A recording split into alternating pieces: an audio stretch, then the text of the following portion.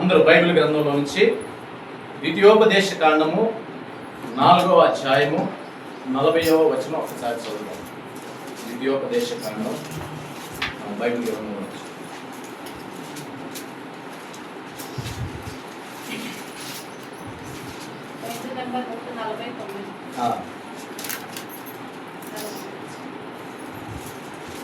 ద్వితీయోపదేశ కాండము 4వ అధ్యాయము 40వ వచనం.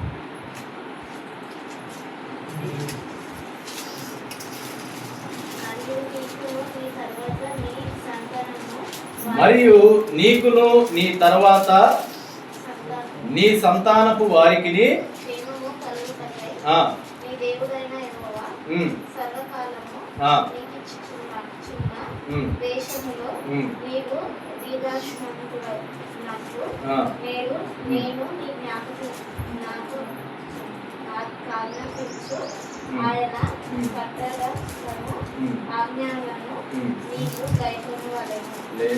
చిన్న ప్రార్థన చేసుకుందాం వాక్యం నిమిత్తం. అందరూ మనం కళ్ళు మూసుకొని, ప్రభువా అయ్యా ఇదిగో నాయన ప్రాముఖ్యమైన సమయంలోకి వచ్చున్నాం తండ్రి. అయ్యా ఇదిగో నాయన ప్రభా నీ వాక్యం చేత మాతో మాట్లాడు ప్రభా అని ఎవరికి వాళ్ళు హృదయపూర్వకంగా ప్రార్థన చేద్దాం. స్తోత్రములు నాయన, పరిశుద్ధమైన మా ప్రభా మీకు వందనాలు. అయ్యా ఇదిగో చదవబడిన ఈ వాక్య భాగం నుంచి నా తండ్రి అయ్యా ఇదిగో కూడి ఉన్న మమ్మల్ని మాతో అయ్యా మీరు సూటిగా స్పష్టంగా మీరు మాట్లాడండి. అయ్యా నీ దాసుని నీ సిలువ సాటును మరుగుపరచండి ప్రభా.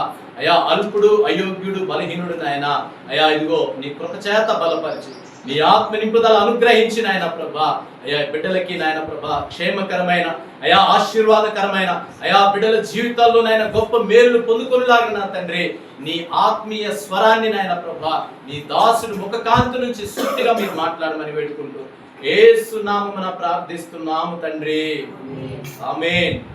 అందరూ రెండు చేతులు ఎత్తి ఒకసారి హల్లెలూయా. మరొక్కసారి రెండు చేతులు ఎత్తి పెద్దగా సీలింగ్ పైకి ఎగరాలి. హల్లెలూయా. దేవుని స్తోత్రం కలుగును గాక. ఆమేన్. కాబట్టి ప్రియులారా, దేవుడు ఈ రోజు మన ముందుంచిన ఆ వాక్యము మనతో ఈ రోజు దేవుడు మాట్లాడాలనుకుంటున్నా దేవుని మాటలు జాగ్రత్తగా విందాం. ఎవరు నిర్లక్ష్యంగా ఉండొద్దు. అందరు ఇప్పుడు నా వైపే చూడండి. హల్లెలూయా. మీకు ఏ ప్రశ్న ఉన్నా ఏ డౌట్ ఉన్నా నా వైపే చూడండి, మీకు సమాధానం దొరుకుతుంది. సరే, ఒకసారి నేను వాక్యాన్ని మీకు గుర్తు చేస్తా. ద్వితీయోపదేశ కాండము 4వ అధ్యాయము 40వ వచనం. మరియు నీకును నీ తర్వాత నీ సంతానపు వారికి క్షేమము కలుగుటకై నీ దేవుడనైన యెహోవా సర్వకాలము నీకిచ్చుచున్న దేశములో నీవు దీర్ఘాయుష్మంతుడు అగునట్లు నేడు నేను నీకు ఆజ్ఞాపించు ఆయన కట్టడలను ఆజ్ఞలను నీవు గైకొనవలెను.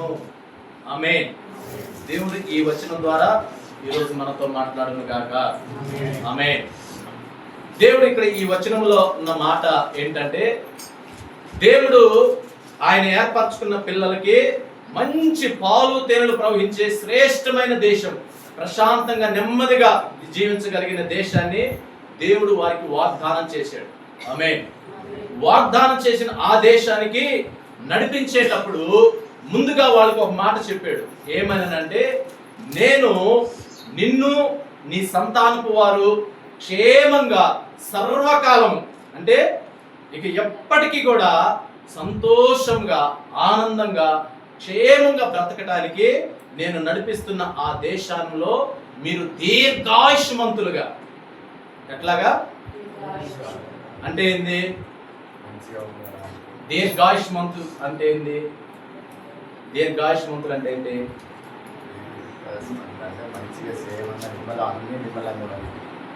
దీర్ఘాయుష్మంతుడు అంటే ఏంటంటే హల్లెలూయా చప్పట్లు కొడదాం. దేవుని స్తోత్రం. ఏంటి అని అంటే దీర్ఘాయుష్మంతుడు అంటే ఎక్కువ జీవితం నువ్వు గడపటం. ఆమేన్. కొంతమంది యవ్వన కాలంలో 12, 13 లేకపోతే 19 సంవత్సరాలు 25 సంవత్సరాలు రాగానే కొంతమంది మన కళ్ళ ముందు కొంతమంది చనిపోతూ ఉన్నారు. వాళ్ళని చూసినప్పుడు అయ్యో పాపం తనకి ఇంకా కూడా పెళ్లి కాలేదు, అయ్యో ఇంకా అతనికి పాపం అచ్చటం ముచ్చట లేదు ఆ బిడ్డకి ఇప్పుడే పాప ఎందుకు అట్లా జరిగింది ఆ బిడ్డ పట్ల అని చెప్పి కొన్ని సందర్భాలు మనం బాధపడతాం. కొంతమంది జీవితాలు జరిగిన కొన్ని పరిణామాలను చూసి ఆమేన్. అప్పుడు ఏమంటాం, అయ్యో వీళ్ళు ఇంకా కొన్ని నాలుగు బతికితే బాగుండు కదా, దేవుడు ఆయుష్ని ఇస్తే బాగుండు కదా అని మనం ఆశపడతాం. ఆమేన్. అయితే దేవుడు ఇక్కడ ఏమంటా ఉన్నాడంటే, మీరు నన్ను ఆశ్రయించి వచ్చారు కదా సంగమా, నా దగ్గరికి మీరు వచ్చారు కదా, ఇదిగో నేను మిమ్మల్ని ఏర్పాటు చేసుకున్నాను కదా, మీకు నేను వాగ్దానం చేస్తా ఉన్నా, అదిగో మీకు క్షేమకరమైన ఆ దేశాన్ని నేను మీకు ఇవ్వబోతున్నా. అయితే ఆ దేశంలో మీరు క్షేమంగా బ్రతకాలి, నెమ్మదిగా జీవించాలి, దీర్ఘకాలము మధ్యలో ఏ రోగము రొప్పు అలసట వచ్చి మధ్యలో మీరు అర్ధాంతరంగా మీరు అంతరించిపోకుండా దీర్ఘకాలం మీరు బ్రతకాలి అంటే దేవుడు చెప్తా ఉన్నాడు, ఆయన కట్టడలను ఆయన ఆజ్ఞలను మీరు గైకొని నడుచుకోండి. ఆమేన్. హల్లెలూయా. ఇది దేవుడు తన ఏర్పాటు చేసుకున్న బిడ్డలకి వాగ్దానం చేసిన మాట. ఆమేన్. ఇప్పుడు మనం ప్రభు దగ్గరకు వచ్చాం. దేనికి వచ్చాము మనం ప్రభు దగ్గరికి?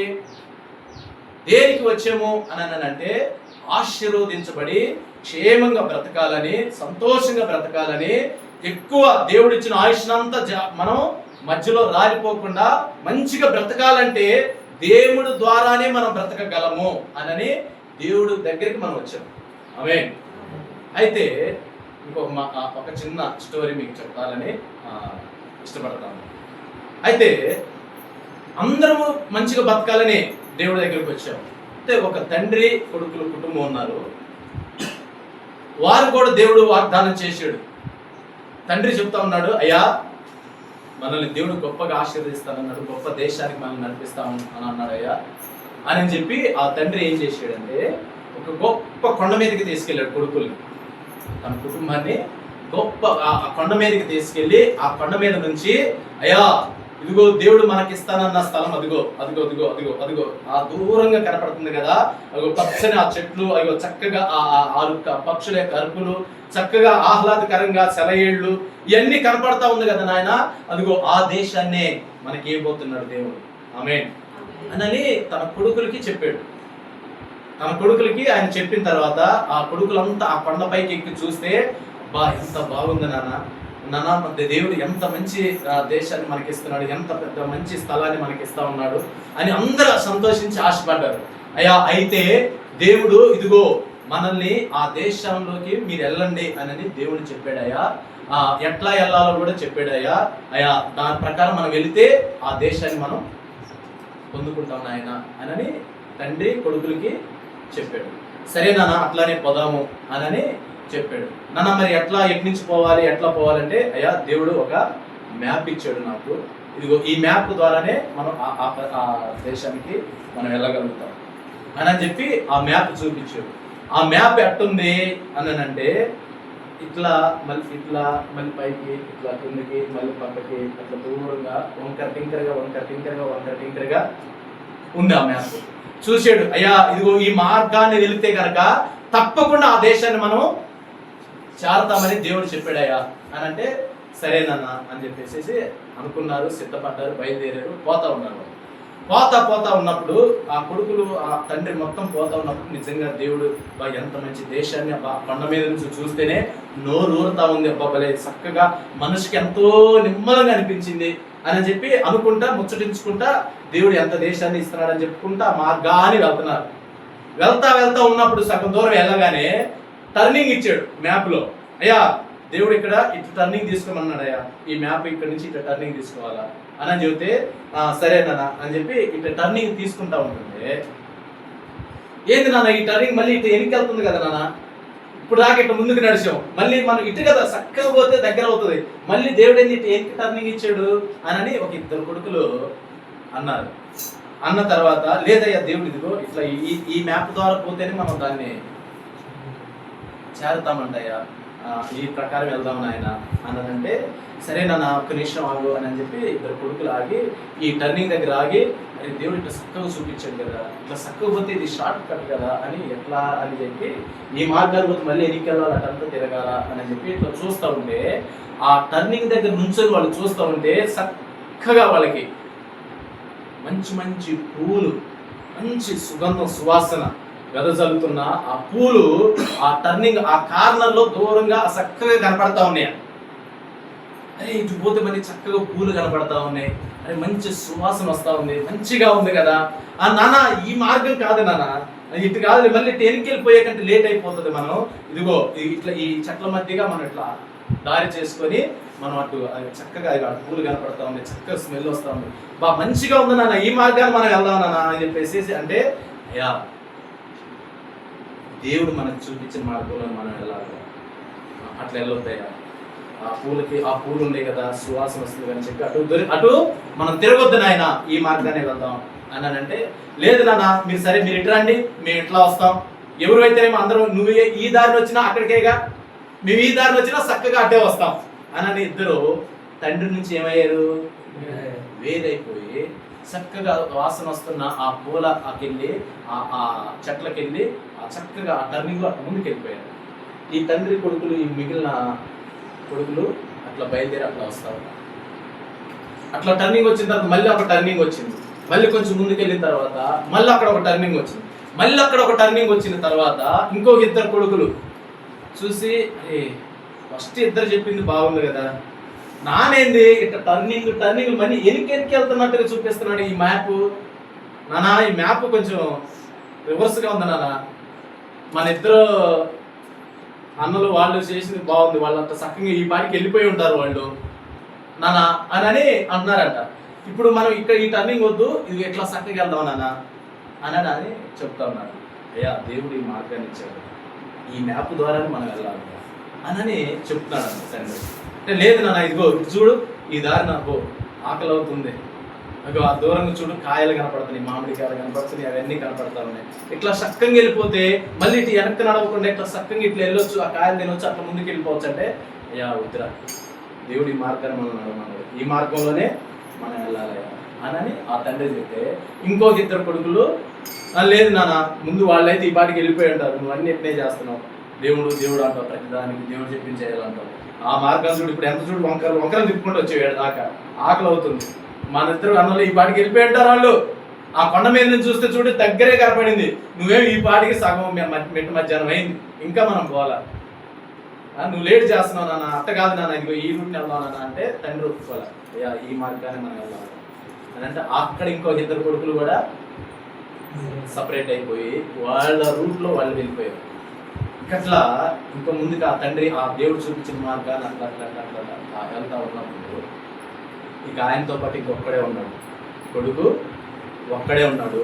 వాళ్ళు నడిచి నడిచి నడిచి అలసట వస్తుంది, ఆయాసం వస్తుంది, నీళ్ళు అవుతుంది, దాహం అవుతుంది, ఇంకా ఆకలి అవుతుంది అంటా ఉన్నప్పుడు ఆ తండ్రి అడుగుతూ ఉన్నాడు, అయ్యా ఆకలి అవుతుందా, అయ్యా దాహం అవుతుందా అని అడుగుతూ ఉంటే కొడుకు అంటూ ఉన్నాడు, నాన్న పర్లేదు నాన్న, ఇప్పుడు దాకా దేవుడు మనం చక్కగా నడిపించాడు నాన్న, ఇంకా ఇంత దగ్గరకు వచ్చేసేగా వెళ్ళిపోతాం నాన్న, ఆ దేశంలోకి వెళ్ళిపోతాం, అక్కడ దేవుడు మనకి సిద్ధపరిచి ఉంటాడు తినడానికి అయినా తాగడానికి అయినా, పోదాం నాన్న వెళ్ళిపోదాం, ఏం ఆకలి ముందుగానే పర్లేదు దేవుడు మనకి ఓపిస్తున్నాడు అన్న, అట్లా నడుచుకుంటూ వెళ్దాం అంటే ఆ కొడుకుని చూసి తండ్రి సంతోషిస్తా శభాషాన్ని భుజం తప్పకుండా ఆ కొడుకుని తీసుకొని అట్లా ముందుకు వెళితే ఇక కొంచెం కొండ వచ్చిందండి, ఆ కొండ ఎక్కి దిగితే ఇక దేవుడు వాగ్దానం చేసిన దేశంలోకి వెళ్ళిపోతాయి. ఇక ఆ కొండ ఎక్కారంట, ఎక్కిన తర్వాత నా బిడ్డలు ముందు ఇద్దరు తప్పిపోయారుగా, తర్వాత ఇద్దరు తప్పిపోయారుగా, వాళ్ళు వచ్చే ఉంటారా అని చెప్పి ఆ వాగ్దానం చేసిన దేశంకి చూస్తే ఎక్కడ కూడా వాళ్ళ జాడ కనపడతారు. ఆమేన్, హల్లెలూయా. కానీ ఆ కొండకి ఏంది వాళ్ళు ఇంకా రాలేదా అని మళ్ళీ వెనక్కి తిరిగి ఆ కొండ మీద నుంచి వెనక్కి చూస్తే ఒక ఇద్దరు ఫస్ట్ టర్నింగ్ దగ్గర ఆ మంచి పూలు సువాసన వస్తుంది అని అన్న దగ్గర అక్కడ కోనేట్లో ఇట్లా గిల కొట్టుకుంటున్నట్టుగా కనపడుతుందంట కొండ మీద నుంచి చూస్తుంటే ఆ తండ్రికి. హల్లెలూయా. ఇంకొక ఇద్దరు కొడుకులు అరే వీళ్ళేంది అక్కడ అట్లా కొట్టుకలాడుతూ ఉన్నారు అని చెప్పి ఇంకొక ఇద్దరు ఏమైపోయారని చెప్పి వాళ్ళను చూస్తే ఆ కొండ మీద నుంచి చూస్తే ఇటు రెండోసారి టర్నింగ్ దగ్గర తప్పిపోయిన ఇంకొక ఇద్దరు కొడుకులు ఆ చెట్టు కింద ఆ అపస్మారక స్థితిలో పడిపోయి ఉన్నారు. అంటే స్పృహ లేని స్థితిలో వాళ్ళు పడిపోయి ఉన్నారు. ఆమేన్. అయ్యో మరి వీళ్ళు ఎప్పుడు వస్తారు అని చెప్పి ఆ తండ్రి దుఃఖముతోటి ఆ కొండ మీదనే ఉండి చూస్తా ఉన్నాడంట. వాళ్ళు పొద్దుపోతున్నప్పటికీ రావట్లేదు, సమయం అయిపోతున్నప్పటికీ రావట్లేదు. ఆమేన్. హల్లెలూయా. తర్వాత పోయి ఆ తండ్రి చూస్తే ఆ ఇద్దరు చనిపోయారు, ఈ ఇద్దరు చనిపోయారు. ఏంటి కారణము అని అనుకుంటే, ఈ ఫస్ట్ తప్పిపోయిన ఇద్దరు కొడుకులు కూడా మంచిగా పూల వాసన వస్తుందని చెప్పి ఆ పూలకు ఆకర్షించబడి ఆ మార్గంలో వెళ్ళిన తర్వాత వాళ్ళు వెళ్తూ ఉన్నప్పుడు ఒక మంచి కోనేరు కనపడదంట. మంచి ఆ తామర పుష్పాలు అవన్నీ మంచిగా అందంగా కనపడ్డాయంట.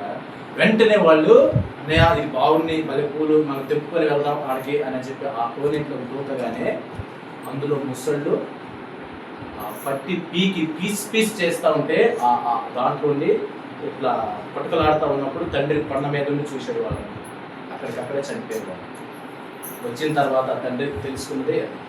ఆమేన్. తర్వాత ఇంకొక ఇద్దరు కొడుకులు ఏమైపోయారని చూస్తే వాళ్ళు ఆసన వెళ్తా చూసినప్పుడు ఆ కాయలు బాగుంటాయి అని చెప్పేసి ఆ కాయలు తింటే వాళ్ళకి బాగా మత్తు వచ్చేసేసి పడిపోయారంట. ఈ లోపు ఆ అడవిలో ఉన్న కొన్ని విష సర్పాలు వచ్చేసేసి కాటు వేయటం వల్ల వెంటనే అక్కడికి నురుగు కట్టుకొని చనిపోయారు. ఆమేన్. హల్లెలూయా. ప్రియులారా, దేవుడు ఎందుకు ఈ కథ మీకు తండ్రి కొడుకుల కథ నేను చెప్పానంటే, దేవుడు తన బిడ్డలకి ఏర్పాటు చేసుకొని వాగ్దానం చేసి ఒక దేశాన్ని ఇచ్చాడు. ఆయన ఇచ్చి దానికి కొన్ని ఆజ్ఞలు, కొన్ని కట్టడలు, ఒక మార్గాన్ని సిద్ధపరిచాడు. ఆయన ఈ సిద్ధపరిచిన మార్గంలో మనం నడుస్తూ ఉన్నప్పుడు కొన్ని ఆశీర్వాదాలు ఇస్తాడు, కొన్ని అనుభవాలు మనకు నేర్పిస్తా ఉన్నప్పుడు అవి నేర్చుకుంటూ ఆ వాక్యానుసారంగానే మనం ముందుకెళ్ళాలి ఆ తండ్రి బాటలో. కానీ కొంతమంది కొంత దూరం నడిచిన తర్వాత దేవుడి ఆశీర్వాదమని చెప్పేసేసి ఈ లోక సంబంధమైన శరీర కోరికలు బానిసైపోతా ఉన్నారు. ఆమేన్. శరీర కోరికలకు బానిసైపోయి ఆ కోరికలకి పడిపోయి దేవుణ్ణి నిర్లక్ష్యం చేసి దేవుడు నడిపిస్తున్న మార్గాన్ని తప్పిపోయి ఆ శరీర కోరికల్లోనే పడిపోయి ముసలి గనక కోనేట్లో పడితే కాలు పట్టుకొని ఉంటే వాడు బయటకు రాలేక దాని నుంచి తప్పించుకోలేక అక్కడే గిలగిల్లాడుకుంటూ ఊపిరాడక ఎట్లా చనిపోతాడో ఆ శరీర కోరికలకి బానిసైపోయి కొంతమంది, మత్తుకి బానిసైపోయి కొంతమంది, వ్యభిచారానికి బానిసైపోయి కొంతమంది, సరదా అలవాట్లు అనుకుంటా కొంతమంది అక్కడే ఆ ముసళ్ళకి చిక్కిపోయి ఆ తన జీవితం అంతా అక్కడే చనిపోతా ఉన్నారు కొంతమంది. ఆమేన్. దేవుడు నడిపించే మార్గంలో నడుస్తామని వస్తున్నారు. కొంత దూరం వచ్చిన తర్వాత వాళ్ళు ఇలాంటి శరీర కోరికలకి, శరీర సంబంధమైన విషయాలకు బానిసలైపోయి చిక్కబడి ఆగిపోతా ఉన్నారు. పర్లేదు, వీటి ద్వారా మనం దేవుడి దగ్గరికి వెళ్ళొచ్చు అని అనుకుంటున్నారు, కానీ రాలేట్లా. ఎందుకు?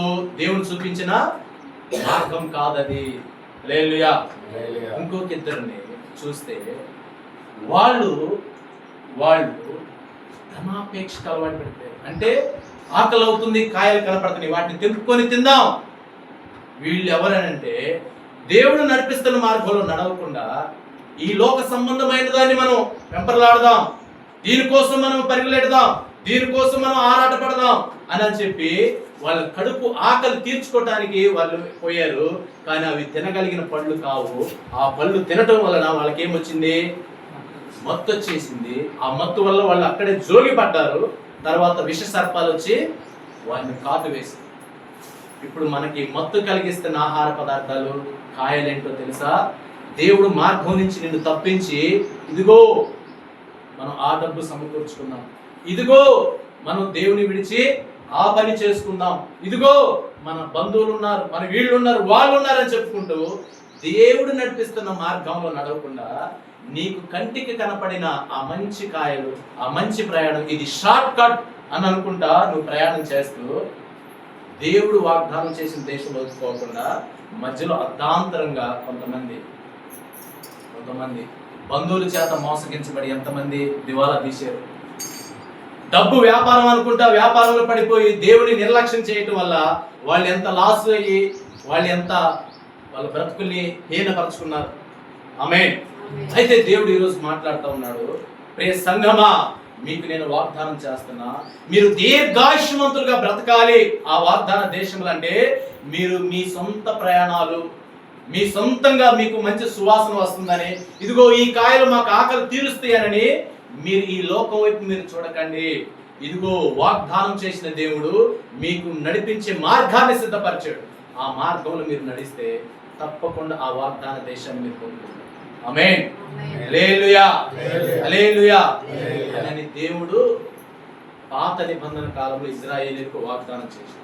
ఆమేన్. ఇప్పుడు మనం ఏ నిబంధన కాలంలో ఉన్నాం? క్రొత్త నిబంధన కాలం. ఆమేన్. హల్లెలూయా. అయ్యా, మరి ఆ కాలంలో వాళ్ళకైతే వాగ్దానం చేశాడు, ఈ కాలంలో మనకి వాగ్దానం చేశాడా? మనం ఎట్లా నడవాలో చెప్పాడా? దేవుడు అంటా ఉన్నాడు. ఇప్పుడు బాప్తీసం తీసుకున్నాం కదా మనం. ఎంతమంది తీసుకున్నారు బాప్తీసం? దేనికి తీసుకున్నారు బాప్తీసం? బాప్తీసం ఎందుకు తీసుకున్నారు చెప్పండి. రోగాలు పోతాయన్నా, 4 లక్షలు అప్పు ఉందన్నా, యేసు ప్రభు దగ్గర వచ్చి బాప్తీసం తీసుకుంటే అప్పు పోయిద్దంటన్నా, అందుకే ఎవరో చెబితే తీసుకున్నాం అన్న. అందుక శ్రమలలో నుండి బయటికి పడతామని. ఓకే, ఇంకా బాప్తీసం ఎందుకు తీసుకున్నారు? హల్లెలూయా. కొట్టండి, చప్పట్లు కొట్టండి.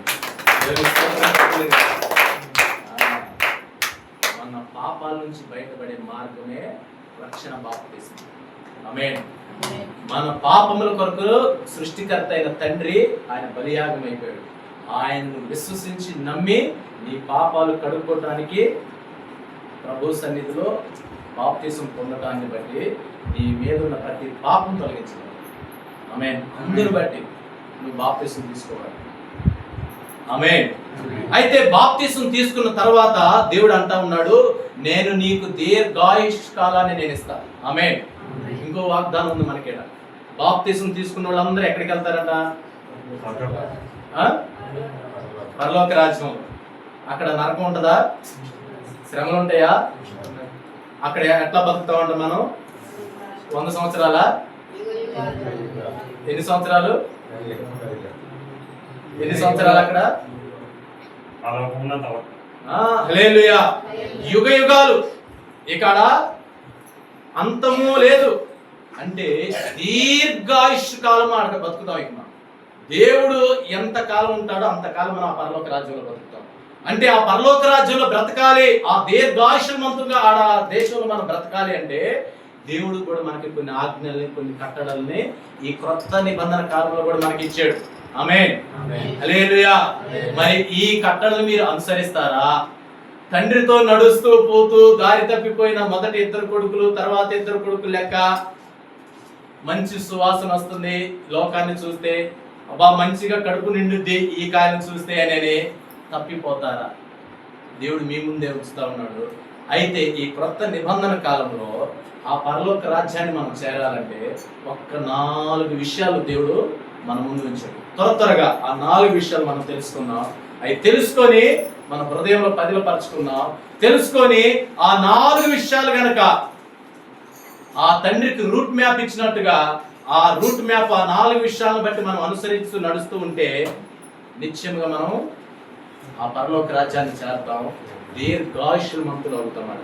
ఆమేన్. హల్లెలూయా. తెలుసుకుందామా? 4 తెలుసుకుందామా? తెలుసుకుందాం అన్నాడు. ఒక్కసారి 2 చేతులు ఎత్తి హల్లెలూయా చెప్పండి గట్టిగా. సరిపోలా? అబ్బే,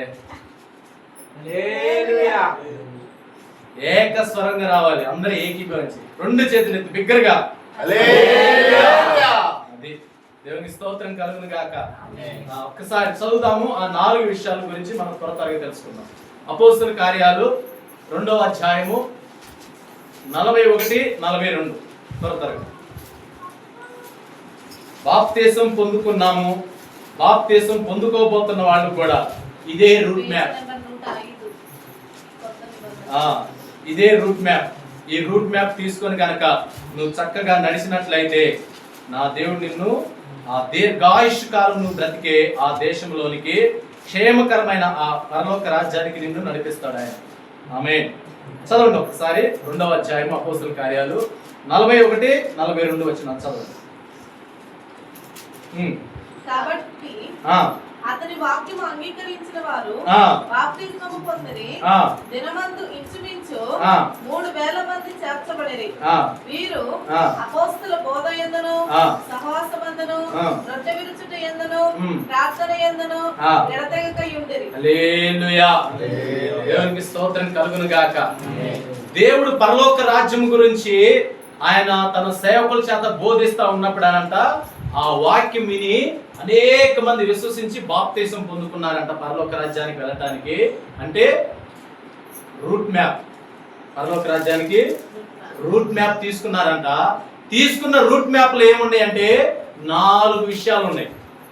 1 అపోస్తుల బోధ, 2 అపోస్తుల సహవాసము, 3 రొట్టె విరుచుట, 4 ప్రార్థన. ఈ 4 నువ్వు ఆ పరలోక రాజ్యానికి నువ్వు చేరతావు. ఆమేన్. హల్లెలూయా. హల్లెలూయా. ఈ ఒక్కసారి టూకీగా కొన్ని మాటలు మనం తెలుసుకుందాం. మనం ఆ పరలోక రాజ్యం చేరాలంటే బాప్తిసం పొందుకున్నాం కదా, మరి వెళ్తామా అని అంటే ఇప్పుడు ఆ తండ్రికి ఇందాక చెప్పుకున్నాం కదా, ఆ దేశానికి వెళ్ళాలంటే ఏమిచ్చాడు దేవుడు? ఏమిచ్చాడు? వినపడతల్లా స్త్రీలు చెప్తారు, చెప్పండి. ఏమిచ్చాడు దేవుడు ఆ తండ్రికి? పెద్దగా చెప్పండి, మీకు వినపడతల్లా. ఉపవాసం ఉన్నారా? రూట్ మ్యాప్ ఇచ్చాడు. హల్లెలూయా. ఇప్పుడు మీరు చెప్పండి, ఏమిచ్చాడు ఆ తండ్రి? రూట్ మ్యాప్ ఇచ్చాడు. ఆమేన్. ఇప్పుడు రూట్ మ్యాప్ ఇచ్చాడు కదా, మనకి ఆ దేశానికి వెళ్తాడా? రూట్ మ్యాప్ ఇచ్చాడు కదా, ఆ దేశానికి వెళ్తాడా? వెళ్తాడా?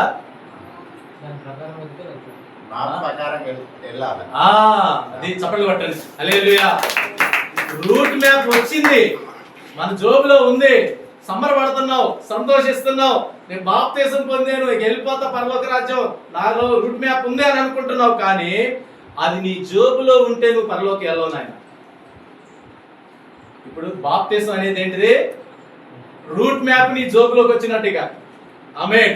ఇంతకు ముందు లేదు నీకు రూట్ మ్యాప్ పరలోక రాజ్యం వెళ్ళాలంటే. ఇప్పుడు రూట్ మ్యాప్ ఎక్కడికి వచ్చింది? జోబులోకి వచ్చింది. ఈ జోబులో నీ రూట్ మ్యాప్ నువ్వు తీసి ఏం చేయాలా? అరే పరలోక రాజ్యం వెళ్ళాలంటే ఈ మ్యాప్ ఇట్లా, ఇట్లా పోతే పరలోక రాజ్యం అని చెప్పి ఆ రూట్ మ్యాప్ తీసిన తర్వాత నీకు దాంట్లో కొన్ని విషయాలు నీకు కనపడతా ఉంది. ఆ విషయాలు ఏంటి అంటే 4 విషయాలు. 1 అపోస్తుల బోధ, 2 వారి సహవాసము, 3 రొట్టె విరచటము, 4 ప్రార్థన. ఈ 4 విషయాల్లో నువ్వు నడిచినప్పుడు మాత్రమే ఆ పరలోక రాజ్యానికి నువ్వు చేరుకుంటావు. దేవునికి స్తోత్రం కలుగునుగా. సరే, ఈ 4 విషయాల్లో ఎట్లా నడవాలి ఏంటి అని ఒక్కసారి మనం తెలుసుకుందాం. మొదటిది ఏంటిది? మొదటిది రూట్ మ్యాప్ తీసేవు. ఇప్పుడు ఓపెన్ చేయండి రూట్ మ్యాప్ అందరూ. హల్లెలూయా. ఇప్పుడు రూట్ మ్యాప్ మీరు ఓపెన్ చేశారు. దాంట్లో ఫస్ట్ విషయం కనపడింది మీకు. ఏంటిది అది? అపోస్తుల. దేవుని స్తోత్రం కలుగునుగా. ఒక్కసారి ఒక వచనం చదువుదాం.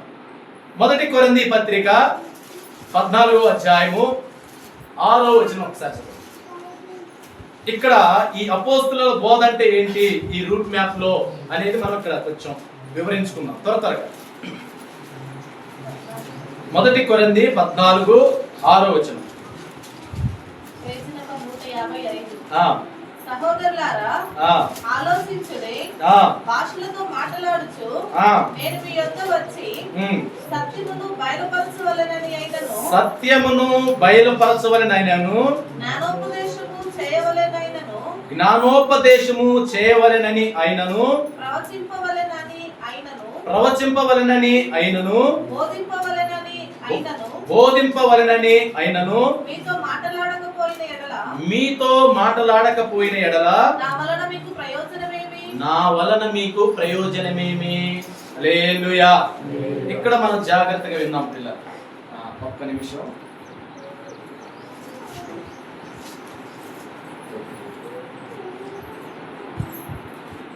ఓకే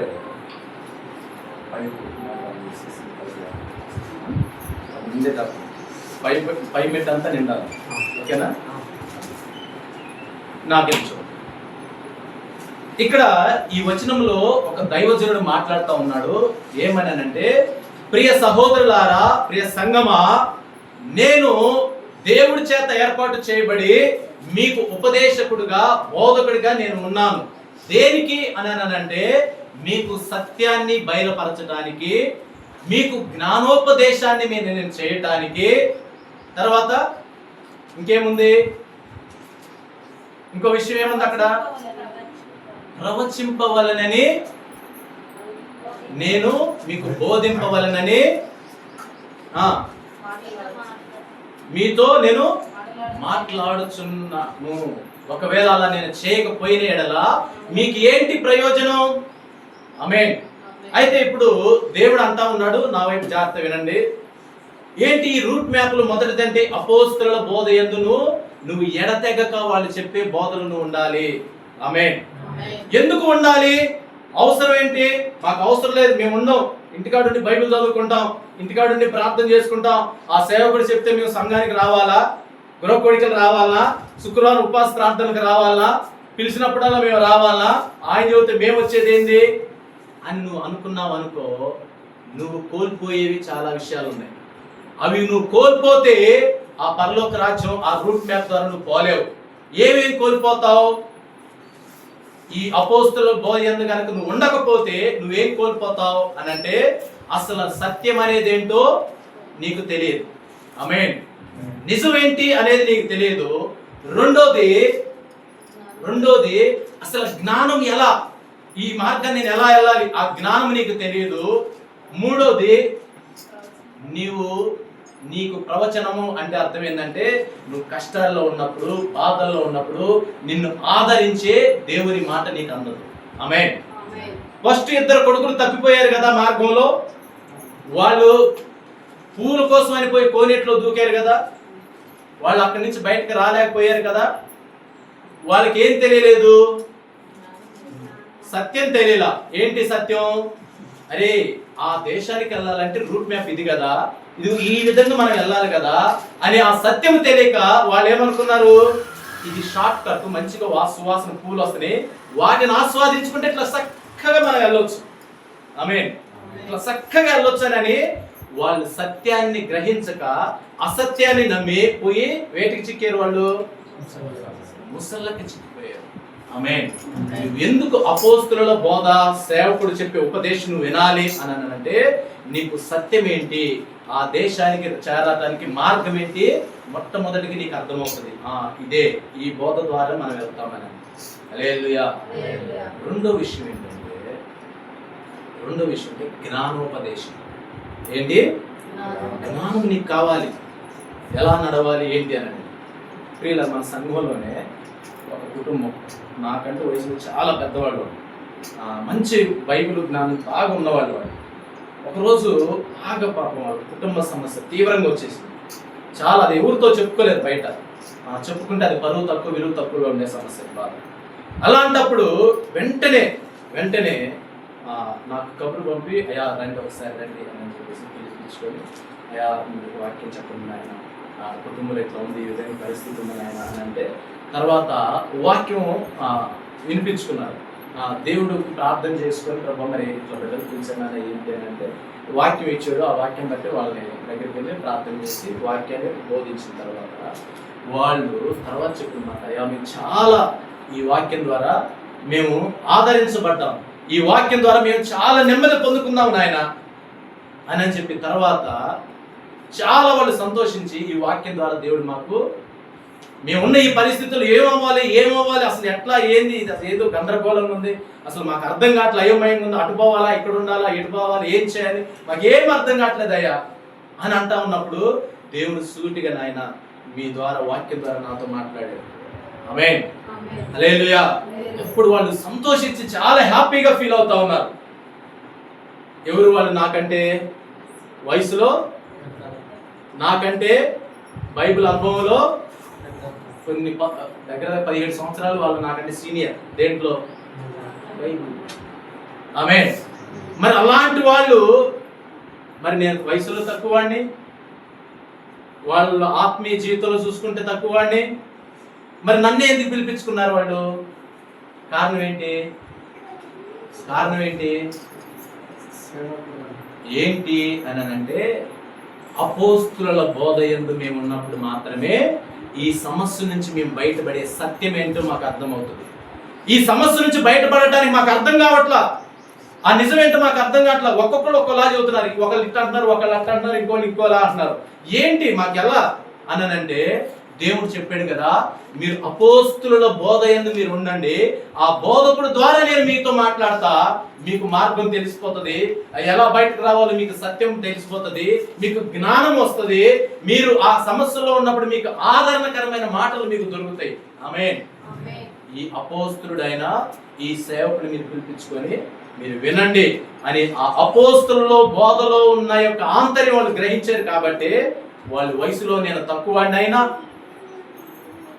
ఆత్మీయ వాళ్ళ విశ్వాస యాత్రలో నేను తక్కువ వాడినైనా, వాళ్ళు ఏం గ్రహించారంటే, నీవు దేవుడి చేత పిలువబడిన సేవకుడు అయ్యా, నువ్వు అపోస్తుడు అయిన సేవకుడివి, నీ బోధ మాకు అవసరం. ఆమేన్. నీవు బోధ చేయి, మేము ఇక్కడి నుంచి బయటపడి ఆ పరలోక రాజ్యం చేరాలంటే ఇదిగో ఈ బోధలో మేము ఉండాలి అని వాళ్ళు పిలిపించుకొని ఆ వాక్యాన్ని విని, ఆ జ్ఞానం వాక్యం ద్వారా తెలుసుకొని వాళ్ళు ఆ సమస్య నుంచి బయటపడి సాక్ష్యం చెప్పారు మన సన్నిధిలో. ఆమేన్. హల్లెలూయా. ప్రియ సంగమా, ఈ రోజు ఎందుకు నిన్ను దేవుడు ఈ అపోస్తుల బోధలో ఎడతెగక ఉండు అని దేవుడు మాట్లాడుతూ ఉన్నాడంటే, ఇదిగో ఈ అపోస్తుల బోధలో నీకు ఏం దొరుకుద్దంటే, సత్యం ఏంటో నీకు దొరుకుద్ది. అబద్ధపు మార్గాన్ని నువ్వు వెళ్ళవు. ఆ ఇద్దరు కొడుకులు అబద్ధపు మార్గాన్ని వెళ్ళారు. దేన్ని ఆశించి? పూలను ఆశించి. షార్ట్ కట్ అయితే దగ్గరగా వెళ్తామని లాస్ట్ ఏమైపోయారు? దాంట్లో పడి విలవిలలాడుతూ చనిపోయారు. ఆమేన్. ఎందుకు దేవుడు నిన్ను అపోస్తుల బోధలో ఉండమంటున్నాడంటే, నువ్వు అలాంటి ముసళ్ళకి నువ్వు చిక్కకుండా నువ్వు తప్పించబడాలంటే సత్యం ఏంటో నీకు అర్థం కావాలి, జ్ఞానం ఏంటో నీకు తెలియబడాలి. నేను ఎందుకు పోవాలి? నేను ఎందుకు వెళ్ళాలి ఈ సేవకుడి దగ్గరికి, ఈ బోధకుడి దగ్గరికి నేను ఎందుకు వెళ్ళాలి? మాకు తెలుసులే అని ఆ ఇద్దరు కొడుకులు లెక్క గనక, ఇదిగో ఇది షార్ట్ కట్, మంచి పూల స్మెల్ వస్తుంది చూడు, ఈ మార్గాన్ని వెళ్దామని వెళ్ళామనుకో, కానీ దీంతో నువ్వు పోయి మంచి పువ్వు ఉంది, స్మెల్ వస్తుందని చెప్పి దిగబడు కోనేటిలోకి దూకుతావు. నాకు ఏదో వచ్చిలా అనుకుంటావు, కానీ లోపల ఏమున్నాయి అది నీకు తెలియదు. ఇది విషయం. ఎందుకు దేవుడు నీకు ఈ వాగ్దానం చేసాడు? నిన్నే చేర్పిస్తా, కానీ ఇదిగో నేను ఇస్తున్న రూట్ మ్యాప్, దీని ద్వారా వెళ్తే నువ్వు క్షేమంగా వెళ్తావు. లేకపోతే మార్గం మధ్యలో కొన్ని సువాసన వెదజల్లే పూల లెక్కే కనపడతాయి నీకు, కానీ వాటిలోకి వెళ్ళమాక. నీకు కనపడని కొన్ని ముసళ్ళు దాగి ఉన్నాయి ఆ కోనేటిలో, అవి పట్టి నేను పీల్చి పిప్పి చేస్తా ఉంటాను. చాలా మంది విశ్వాసులు కూడా దేవుని నమ్ముకొని చక్కగా మార్గంలో నడవకుండా సగం దూరం వచ్చి కొంత దారి తప్పిపోతా ఈ అపోస్తుల బోధ ఏందో అనుకున్నా, ఓ మాకు తెలుసు పాస్టర్ గారు, వాక్యం మాకు తెలుసు, చాలా తెలుసు మాకు వాక్యం, ఆయన చదివి మేము వినాలా ఏంటి, ఆయన వయసు ఎంత, మా వయసు ఎంత, ఆయన విధానం ఎంత, మేమెంత అని చెప్పి సేవకుని తృణీకరించి మేము చెప్తే వినేదేంది అని ఈ అపోస్తుల బోధలో ఉండకుండా దారి తప్పిపోయి అనేక శృతి దెబ్బలు, అనేక ఎదురు దెబ్బలు, అనేక ముట్టికాయలు తిన్నవాళ్ళు చాలా మంది. ఆమేన్. కాబట్టి ప్రియ సంఘం, దేవుడు ఈ రోజు మనతో మాట్లాడుతున్నారు. మీరు కొత్త నిబంధన సంఘం, మీరు బాప్తిసం పొందారు అంటే పరలోక రాజ్యానికి రూట్ మ్యాప్ తీసుకున్నారు, కానీ మీరు వెళ్ళాలంటే ఇదిగో మీకు 4 విషయాలు అందులో ఉన్నాయి. వాటిని మీరు చక్కగా పాటించండి. మొదటిది అపోస్తుల బోధ. ఈ బోధలు నీకు సత్యము నిజమేంటో తెలుస్తుంది, జ్ఞానం వస్తుంది మీకు ఎలా నడవాలి ఏంటని. మూడోది, మీరు కష్టాల్లో ఉన్నప్పుడు దేవుడు మాట, ఆదరణకరమైన మాటలు మీకు దొరుకుతాయి. ఆమేన్. మన కష్టాల్లో ఉన్నప్పుడు ఆదరణకరమైన మాట ఒక్కటి చాలు, తిరిగి మనం శక్తిని పొందుకొని ముందుకు సాగటానికి. కానీ మనం కష్టాల్లో ఉన్నప్పుడు ఇంకా 4 మాటలు నెత్తి మీద పెట్టి కొట్టే మాటలు మాట్లాడారు అనుకో, మనకి ఎట్లుంటది? ఇది సచ్చినా నన్నే ఇంకా చంపుతా ఉన్నాడు కదా, అవునా కదా అనిపిస్తుందా? అనిపించదా? హల్లెలూయా. కానీ అపోస్తుల బోధనలో ఏముంటుందంటే, నీకు ప్రవచన వాక్యం ఉంటుంది, నువ్వు నిరీక్షించి ధైర్యం తెచ్చుకొని బలపడి విశ్వాసంగా ముందుకు సాగటానికి దేవుడు నీకు కృపనిచ్చి దేవుడు వాక్యాన్ని ఉంచుతాడు. అక్కడ నువ్వు శక్తిని పొందుకొని ముందుకు సాగగలుగుతావు. ఆమేన్. హల్లెలూయా. దేవునికి స్తోత్రం కలుగును గాక. తర్వాత రెండో విషయము సహవాసము. ఆమేన్. రెండోది ఏంటిది? సహవాసం. ఒక్కసారి ఆ మాట చూద్దాం. యోహాను సువార్త 17వ అధ్యాయం 20-22 వచనాలు చదువుతాం. 20 నుంచి 22. రూట్ మ్యాప్ లో రెండో టర్నింగ్ పాయింట్ సహవాసం. మరియు నీవు నన్ను పంపితువని లోకము నమ్మునట్లు తండ్రి నా యందు నీవును నీ యందు నేనును ఉన్నలాగున వారును మన యందు ఏకమై ఉండవలెనని వారి కొరకు మాత్రమే నేను ప్రార్థించట్లేదు. వారి కొరకు మాత్రమే ప్రార్థించట్లేదు. వారి వాక్యము వలన నా యందు విశ్వాసముంచు వారందరూ ఏకమై ఉండవలెనని వారి కొరకు ప్రార్థించుచున్నాను. మనము ఏకమై ఉన్నలాగున నీవు నాకు అనుగ్రహించిన మహిమను నేను వారికి ఇచ్చితిని. హల్లెలూయా. దేవుడు రెండో టర్నింగ్ పాయింట్ ఏంటంటే మనల్ని సహవాసమందు ఎడతెగకుండా అంటున్నాడు ఆయన. ఆమేన్. నా వైపు చూడండి. హల్లెలూయా. నువ్వు పరలోక రాజ్యం చేరాలంటే ఒకటి అపోస్తలుల బోధ, రెండోది ఆ రూట్ మ్యాప్ లో సహవాసము. చెప్పండి అందరూ. ఏంటిది? సహవాసము అని అంటే ఎప్పుడు ఒకరికొకరు కలుసుకొని మంచి చెడ్డ మాట్లాడుకొని ఎలా నడవాలి, ఎలా ఉండాలి, ఏంటనేది తెలుసుకొని నడవటం. ఆమేన్. ఆమేన్. హల్లెలూయా. అయితే ఇక్కడ దేవుడు ఈ వచనం ద్వారా ఏమంటా ఉన్నాడంటే మీరు సేవకుడితోటి సంఘంతో ఎప్పుడు సహవాసం కలిగి ఉండండి. ఈ సహవాసంలో మీరు ఏమవుతారంటే దేవుడు ఇచ్చిన తన కుమారుడికి ఇచ్చిన మహిమను తన సేవకుడి ద్వారా మీరు కూడా పొందుకుంటారు. ఆమేన్. ఈ సహవాసం వలన మీరు ఏమవుతారంటే మీకున్న ఇరుకులు, సమస్యలు, బాధల నుంచి మీరు తప్పించబడతారు. ఆమేన్. ఈ సహవాసం లేక నేను ఎందుకు పోవాలి, ఊరికి అక్కడికే పోవాలా, ఊరికి ఆయనకి ఫోన్ చేయాలా, ఏంది అని అనుకుంటా నువ్వు కసురుకుంటా ఉసురుకుంటా ఎందుకు ఇప్పుడు పోవాలనా, అప్పుడు చూద్దాంలే అనుకుంటా ఉన్నామనుకో, ఈ సహవాసం నీలో కనుక గ్యాప్ వచ్చేసేసిందని అనుకో, దేవుడు అంటా ఉన్నాడు ఆయన మహిమను నువ్వు పొందుకోలేవన్న. దేవుడు అదే రాశాడు. ఆయన మహిమ మనకి ఇయ్యాలని, ఆయనతో నువ్వు సహవాసం చేయాలని ఆయన దాసుని సేవకుని నీ ముందు పెట్టాడు. ఇప్పుడు నువ్వు ఆయనతో సహవాసం చేయటం ద్వారా నీ యొక్క ప్రతి మంచి చెడ్డ దేవుడి సేవకుడి ద్వారా దేవుడికి చెప్పడం ద్వారా నువ్వు ఆయన మహిమను నువ్వు పొందుకుంటావు. ఆమేన్. హల్లెలూయా. దేవుని స్తోత్రం కలుగును గాక. ఒక విషయం మీకు చెప్తా. ఇక్కడ సహవాసం యొక్క గొప్ప విలువ. మనకి బాధ వస్తే ఎక్కడికి వెళ్తాం? రోగం వస్తే ఎక్కడికి వెళ్తాం? అమ్మా హాస్పిటల్కి వెళ్తాం. రోగం వస్తే మనకి హాస్పిటల్కి వెళ్తాం. రోగం హాస్పిటల్కి వెళ్ళినా మితిమీరిపోయింది, తగ్గల, యాడికి వెళ్తాం? వైద్యుడు అన్నా కూడా డాక్టర్. చెప్పండి, యాడికి వెళ్తాం? డాక్టర్ దగ్గర కూడా వెళ్ళాం, ఆయన కూడా కొంచెం ట్రీట్మెంట్ చేసాడు. చేయాల్సింది మేము చేసాం, ఇక లాభం లేదు, ఇక మీరు ఏదైనా చేసుకోండి అని చెప్పి డాక్టర్ చేతులు ఎత్తేసి హ్యాండ్స్ అప్. అప్పుడు దేవుడి దగ్గరికి. ఇప్పుడు ఎక్కడికి వెళ్తాం?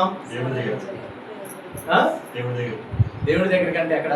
చర్చి కన్నా ఎక్కడికన్నా. ఓకే, ఫస్ట్ మంత్రగాళ్ళని వాళ్ళని టచ్ చేయాలి.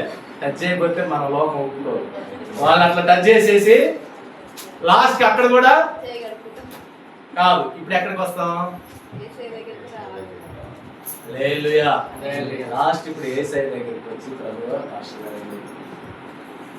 పరిస్థితి అయ్యా మా పరిస్థితి ప్రార్థన. డాక్టర్ దగ్గరికి వెళ్ళాం, టెస్ట్లు అన్నీ చేస్తున్నారు, నార్మల్ వస్తుంది రిపోర్ట్లు, ఏం తెలియట్లేదు వాళ్ళు. ఇంకోసారికి వెళ్ళాం, ఏదో దయ్యం అన్నారు, భూతం అన్నారు, వదిలిచ్చారు బాగానే, జీడు వదిలింది బాగానే. ఏంటిది? జీడు వదిలింది బాగానే, కానీ ఏం లాభం లేదన్నారు. అయ్యా ఇప్పుడు మీరే చెప్పాలి, అయ్యా యేసయ్య అందరినీ కాపాడతారని, బతికిస్తారని, ప్రార్థన చేయాలి అని చెప్పి ఇక్కడ ప్రార్థన. ఇప్పుడు అసలు టర్నింగ్ పాయింట్ ఈ సందర్భంలో. ఇప్పుడు సేవకుడు ఏది చెప్తే ఏది చెప్తే చేస్తారా? అయ్యగారు